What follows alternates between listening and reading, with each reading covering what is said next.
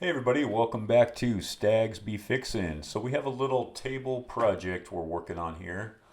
This is an old stained table. I think it's made of poplar, and we're just kind of prettying it up and we're converting it to paint. I still haven't 100% decided what I'm going to use on the very top. My thoughts right now are going black all the way up and then having the top section maybe a faux stain or an interesting color. So we'll see what it comes out as. So I sprayed a coat of Cover Stain oil-based primer, and this is pretty much a bond coat. And this is just to make sure what we put on this in the future sticks and lasts a long time.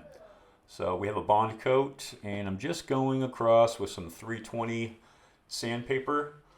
I like the 320 because it's not super heavy. It does it just enough perfectly to knock the rough spots down, but not burn through the primer to expose the surface underneath. So it's very important when you're sanding primer. You don't want to burn through and expose the surface. Kind of defeats the purpose of the primer in the first place. And if you do burn through, just go ahead and spot prime that little spot and it'll be all right.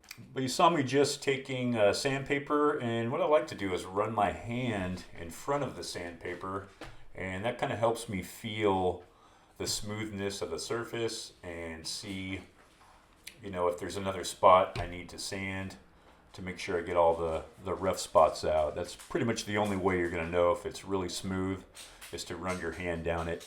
And here you see me, I put on some shades. It's got a pretty bright glare coming off this table, so I put on my glasses to be able to spot the imperfection. So we're going to go ahead and dust this all off. We're going to wipe it all down, and we're going to run spackle and fill in any small voids and defects on the top and all around it to make sure it all looks solid. We're going for a fine finish look, which means virtually blemish free. I will have a full video at the end to show you guys start to finish and see how this looks out. Just wanted to leave you with a couple tips for sanding and sanding Cover Stain, your first coat of primer.